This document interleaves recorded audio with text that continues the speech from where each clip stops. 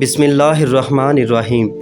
جب شہادتیں ہو چکیں تو لٹا پٹا اہل بیت کا قافلہ لیے بدبخت یزید کا حکم نامہ آیا کہ اسے ابن زیاد کے پاس کوفہ اور چند دن کوفے میں قیدی رکھ کر پھر انہیں پابندے سلاسل قیدیوں کا قافلہ سروں کو نیزوں پر رکھ کے ایک جلوس کی شکل میں دمشق میرے دربار تک لایا جائے۔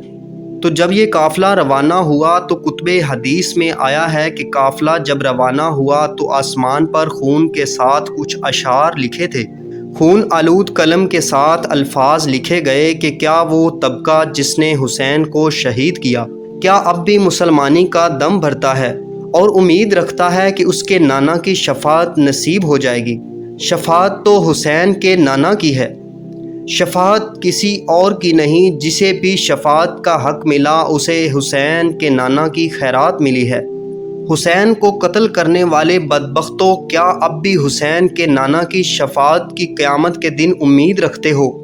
پھر اس کے نیچے لکھا تھا، نہیں ہرگز نہیں، خدا کی قسم ان کا کوئی شفاعت کرنے والا نہ ہوگا اور قیامت کے دن وہ سخت عذاب میں مبتلا کر دیے جائیں گے۔ ان ظالموں نے ظالم حکمران کے حکم کے تحت حسین کو قتل کیا اور ان کے حکم نے قرآن کے حکم کی مخالفت کی۔ یہ آسمان پر خون کے ساتھ شیر رقم تھے۔ قافلہ روانہ ہوا تو ابن زیاد نے کئی دن اسیران کربلا آقا کے گلشن رسالت کے ان پھولوں کو قیدی رکھا اور پھر دمشق اس قافلے کو روانہ کیا۔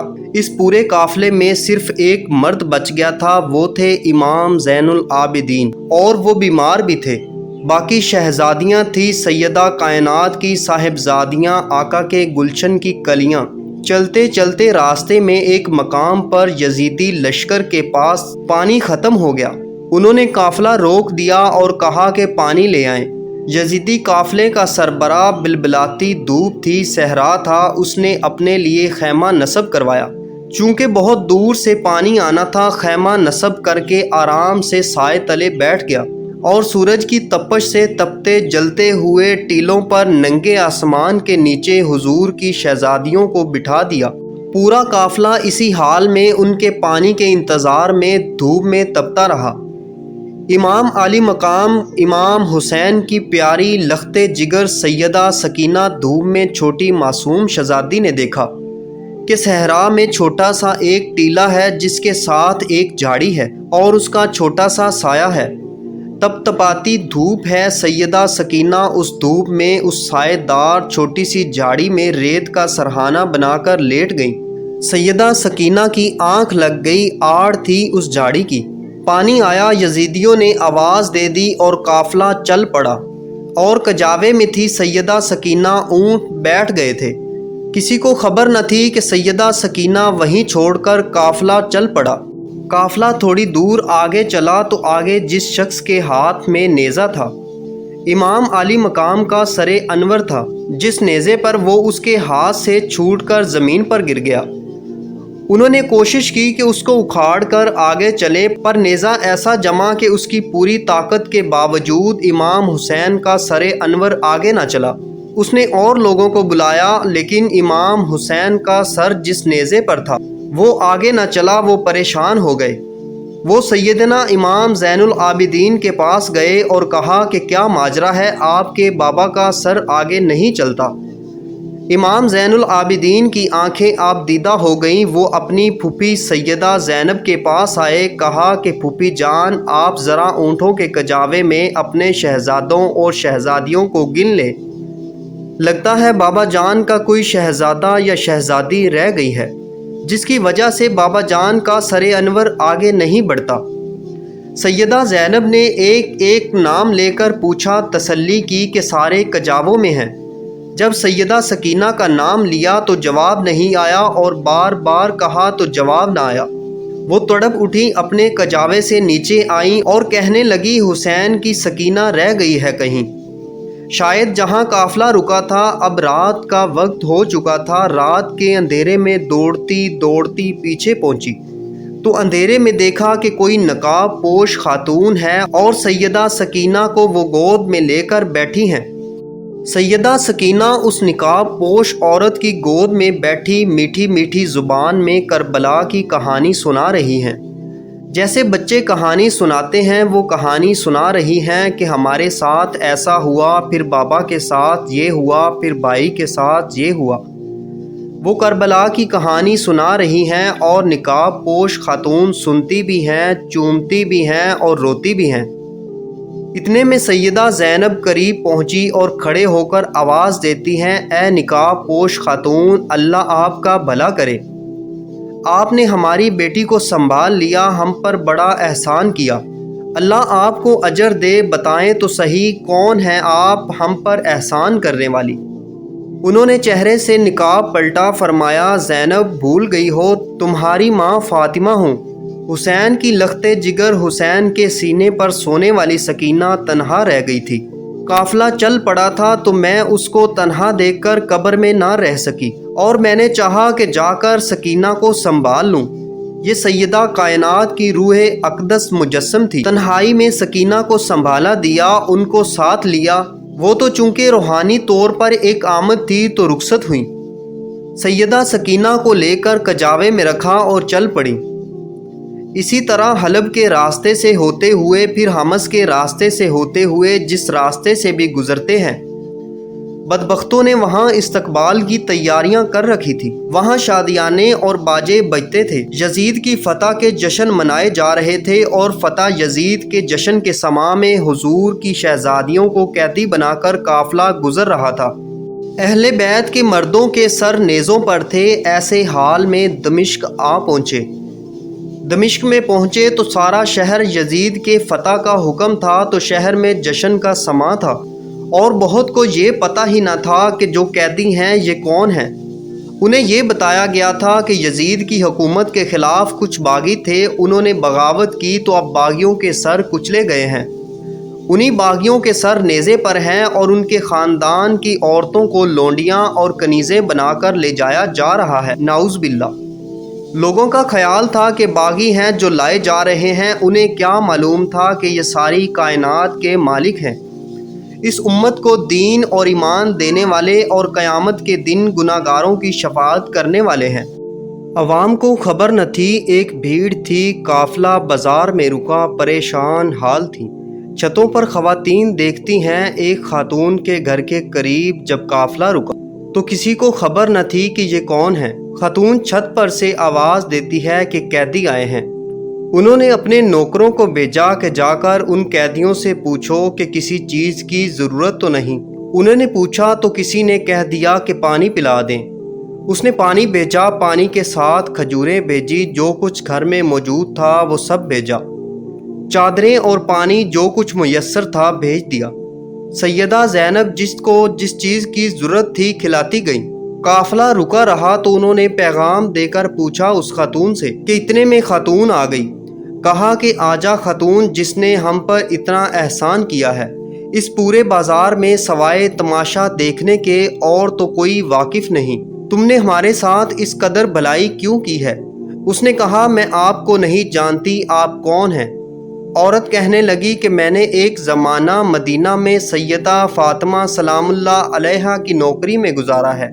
میری نوجوانی تھی، میں سیدہ فاطمہ کی نوکرانی تھی، اور جب میں مدینے سے رخصت ہونے لگی تو میں نے آپ سے دعائیں لی تو عرض کی کہ کوئی نصیحت فرما دیں، تو مجھے سیدہ کائنات نے نصیحت کی کہ اچھا جا رہی ہو، دمشق میں سلامت رہنا، ایک ہی نصیحت ہے کہ کبھی قیدی ملے تو ان سے بھلائی کر دینا۔ پھر عورت کہنے لگی، بی بی مجھے آپ کی پہچان نہیں، میں نہیں جانتی کہ آپ کون ہیں، اتنا ہی سننا ہے کہ کوئی باغی ہیں وہ مار دیے گئے ہیں اور آپ ان کی قیدیاں ہیں جو قید ہو کر آئی ہیں۔ میں نے تو بھلائی اس لیے کی کہ مجھے میری سیدہ فاطمہ نے نصیحت کی تھی کہ زندگی میں اگر کوئی قیدی ملے تو ان کے ساتھ بھلائی کر دینا۔ میں تو آج ان کی وصیت پر عمل کر رہی ہوں، میں تو قیدیوں سے بھلائی کر رہی ہوں۔ سیدہ زینب کے آنسو نکل آئے، خاموش رہیں، نہ بتایا کہ وہ کون ہیں۔ جواب میں کہا، اچھا بی بی تو نے قیدیوں پر بھلائی کی ہے، قیدیوں پر احسان کیا ہے، بتا ہم قیدی لوگ تیری کیا بھلائی کا بدلہ دے سکتے ہیں؟ میں کیا بدلہ دوں، کیا چاہتی ہو؟ اس نے کہا، بی بی ایک دعا کر دے، جب میں سیدہ فاطمہ کی نوکرانی تھی تو ان کے چھوٹے چھوٹے 2 بیٹے تھے، حسن اور حسین، اور ایک چھوٹی شہزادی زینب۔ ان کو بچپن میں دیکھا تھا، بہت عمر بیت گئی، سیدہ فاطمہ وصال کر گئیں۔ اب مجھے نہیں معلوم کہ وہ کس حال میں ہیں۔ میں نے یہ بھی سنا ہے کہ حسن بھی شہید ہو گئے ہیں۔ اب میری یہ التجا ہے کہ دعا کر دیں کہ میں کبھی زندگی میں سیدہ کائنات کے بیٹے حسین کو دیکھ لوں اور ان کی شہزادی سیدہ زینب کو دیکھ لوں، میری ان سے ملاقات ہو جائے، یہ دعا کر دیں۔ سیدہ زینب فرماتی ہیں، بی بی تیری دعا قبول ہو گئی۔ وہ نیزے پر حسین ہے اور یہ قیدی زینب ہے۔ اور حضور کے ایک صحابی حضرت سہل بن سعد سعدی بخاری اور مسلم میں بہت سی احادیث ان سے مروی ہیں۔ وہ بیان کرتے ہیں کہ میں کسی کام سے بیت المقدس جا رہا تھا۔ میں جب دمشق پہنچا تو وہاں عید کا سماں تھا، ہر طرف شامیانے تھے، شادیانے بج رہے تھے، عید کی خوشیاں تھی، جلوس تھا، جھنڈیاں تھیں، عجیب سماں تھا۔ میں نے لوگوں سے پوچھا، شام کے لوگوں لگتا ہے تمہاری کوئی علاقائی عید ہے، سارے شہر کو تم نے دلہن کی طرح سجا رکھا ہے، کیا کوئی عید ہے جو اپنی روایت میں منا رہے ہو؟ انہوں نے کہا، لگتا ہے تم شام کے نہیں ہو۔ انہوں نے کہا، ہاں میں مدینے سے آیا ہوں۔ اس وقت عمر رسیدہ تھے۔ فرمایا کہ میں سہل ہوں اور حضور صلی اللہ علیہ وسلم کو میں نے دیکھا ہے، ان کی زیارت کی ہے، میں صحابی ہوں اور آپ سے کچھ باتیں بھی سنی ہیں، تو میں نہیں جانتا یہاں کے حالات۔ انہوں نے کہا، تمہیں معلوم نہیں کہ یہاں کچھ باغی تھے، انہوں نے یزید کی حکومت کے خلاف بغاوت کی تھی اور اب بغاوت کچلی گئی ہے۔ یہ باغیوں کے سر ہیں اور یہ ان کی عورتیں ہیں جو کنیزیں بنا کر لائی گئی ہیں، معاذ اللہ۔ انہوں نے آگے جا کر دیکھا کہ یہ باغی کون ہیں۔ انہوں نے تو مدینے کی گلیوں میں امام حسین کو آقا کے کندھوں پر سواری کرتے دیکھا تھا اور آقا کے سینہ اقدس پر کھیلتے اور زبان کو چوستے اس دور میں دیکھا تھا۔ بعد ازاں پوری جوانی حسین کی بھی ان کی نظروں میں گزری تھی، پورے 50 برس نگاہ کے سامنے تھے، مگر گرد آلود چہرہ انور تھا۔ آگے جا کر دیکھا کہ نیزوں پر کون سے باغی ہیں، دیکھ کر کسی کو کہتے ہیں، ان کی شکل تو حسین کی طرح نظر آتی ہے، حضور کے شہزادے امام حسین کے ساتھ بڑی مشابہت ہے۔ ساتھ ہی ایک شامی کھڑا تھا، کہنے لگا، تمہیں پہچان نہیں، یہ خود حسین ہے۔ چینخ نکل گئی، تڑپ اٹھے، رو پڑے، رو کر کہنے لگے، یہ قافلہ کہاں جا رہا ہے؟ وہ کہتے ہیں، میں اس قافلے کے ساتھ چل پڑا اور دربار یزید تک ساتھ گیا، اور جو کچھ دربار میں ہوا میں بیان نہیں کر سکتا۔ اس دربار میں بدبخت یزید شراب میں دھت شطرنج کھیل رہا تھا۔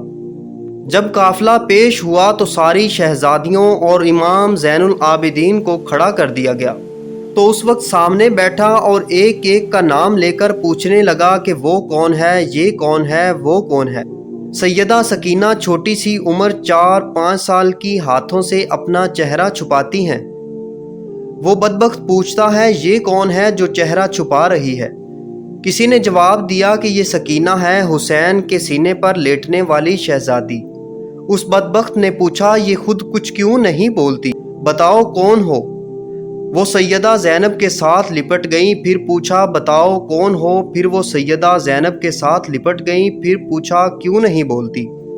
امام زین العابدین بولے، بدبخت، اس کے گلے کی رسی کا گھیرا تنگ ہے، اس سے بولا نہیں جا رہا، اس رسی کے گھیرے کو کوئی کھولے تو یہ بات کرے۔ اس نے کسی کو بھیجا کہ اس کے گلے کی رسی کو کھول کر کشادہ کرے۔ آپ پھر سے دوڑ کر امام زین العابدین کی گود میں چلی آئی۔ فرمایا، یہ مر جائے گی شہزادی، یہ بطول زہرا ہے، لاڈلی ہے، کسی غیر مرد کا ہاتھ نہیں لگ سکتا۔ اس نے کہا، پھر خود ہی کھول دو۔ امام زین العابدین نے رسی کا گھیرا کھولا تو یزید نے پوچھا کہ یہ چہرہ کیوں چھپاتی ہو، بولتی کیوں نہیں؟ فرمایا کہ تم جیسے بدبختوں سے چہرہ نہ چھپاؤں تو کیا کروں؟ اس نے کہا، سکینہ، کیسا پایا ہمارا منظر؟ فرمایا، یہ جو دیکھ لیا سو دیکھ لیا، قیامت کے دن جو ہمارا منظر ہونے والا ہے اس کی بھی تیاری کرو، قیامت کے دن جو ہماری باری آنے والی ہے اس کی بھی تیاری کرو۔ اہل بیت کے اس قافلے کو قیدی بنا دیا گیا، امام عالی مقام کے سر انور کو الگ، امام زین العابدین کو الگ، اور خانوادہ اہل بیت کو ایک جگہ اور شہدائے کربلا کو ایک طرف رکھ دیا گیا۔ اس طرح کچھ وقت گزرنے کے بعد کچھ ایسے واقعات ہوئے کہ یزید نے محسوس کیا کہ اہل بیت کے قافلے کو یہاں رکھنا مناسب نہیں۔ اس کی حکومت کے خلاف کوئی بڑی بغاوت بھی ہو سکتی ہے۔ اس نے فیصلہ کیا کہ ان کو واپس مدینہ بھیج دیا جائے۔ امام زین العابدین سے کہا کہ سارے قافلے کو جمع کر لیا جائے اور انہیں مدینے لے جایا جائے۔ امام زین العابدین نے کہا کہ ہم جاتے ہیں، لیکن ہماری کچھ چیزیں ہیں جو تم نے لوٹ لی ہیں، وہ واپس دے دو۔ اس نے کہا لوٹا ہوا مال واپس نہیں کیا جائے گا۔ اس حال میں امام حسین کی ایک اور صاحبزادی ہیں، ان کا نام بھی فاطمہ ہے، فاطمہ بنت حسین۔ وہ کھڑی ہیں اور ایک شامی دربار میں اچانک آیا۔ حالت دیکھ کر اس نے سمجھا کہ یہ باغی قتل ہوئے ہیں اور ان کے خاندان کے لوگ اب لونڈیاں اور غلام بن کر آئے ہیں۔ اس نے اسی مغالطے میں یزید سے فاطمہ بنت حسین کی طرف اشارہ کر کے کہا، یہ کنیزیں جو آئی ہیں ان میں سے یہ لونڈی مجھے دے دو۔ سیدہ فاطمہ بنت حسین چیخ کر اپنی پھوپھی سیدہ زینب کے دامن سے لپٹ گئیں اور رو رو کر کہنے لگیں، پھوپھی جان کیا اب ہمیں کنیزیں بنایا جائے گا؟ فرمایا بیٹا گھبراؤ نہیں، یہ جرت نہیں کر سکتے، یہ حرام ہے۔ نہ ان کی جرت ہے کہ یہ کر سکے، نہ اس بدبخت ملعون یزید کی جرت ہے کہ یہ کر سکے۔ یزید طیش میں آ کر بولا، کیوں نہیں، یہ میرے اختیار میں ہے، اگر چاہوں تو تم سب کو کنیزیں بنا دوں۔ آپ نے فرمایا، ملعون جب تک تم میرے نانا کے دین کا نام لیتے ہو تم یہ نہیں کر سکتے، جب تک میرے نانا کی شریعت کا نام لیتے ہو یہ ظلم نہیں کر سکتے۔ جب اتنا کلام سیدہ زینب نے سنا تو اس شامی کو اندازہ ہو گیا کہ یہ تو پیغمبر اسلام کی شہزادیاں ہیں۔ اس کو خبر نہ تھی تم نے حضور کریم صلی اللہ علیہ وسلم کی شہزادیوں کا یہ حال کر رکھا ہے۔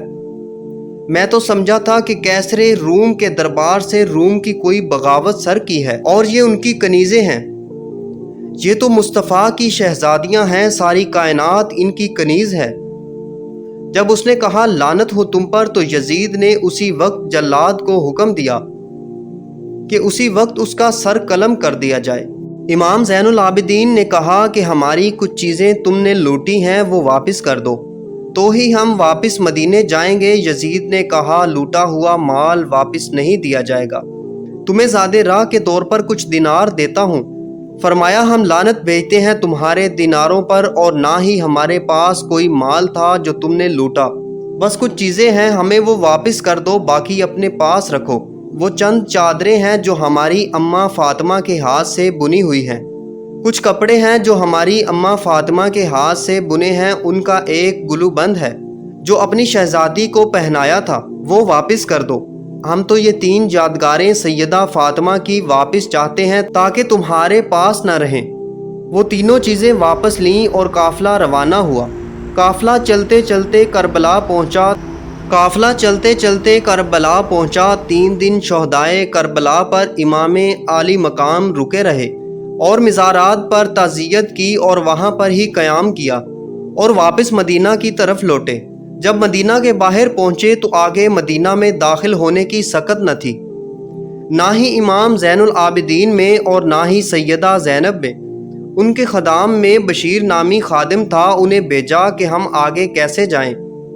جاؤ اور اہل مدینہ کو خبر کرو کہ لٹے ہوئے لوگ آ رہے ہیں۔ خانوادہ رسول آج اسیران دمشق بن کر واپس آ رہے ہیں۔ اس شخص نے جا کر مدینہ میں خبر کی تو مدینے میں قیامت آ گئی، کوہرام مچ گیا۔ اہل مدینہ کہتے ہیں اتنی قیامت تو اس دن آئی تھی جس دن حضور کریم صلی اللہ علیہ وسلم نے وصال فرمایا تھا، یا آج آئی ہے جس دن سیدہ زینب کو اور امام زین العابدین کا لٹا ہوا قافلہ حضور کے گھر واپس پہنچا۔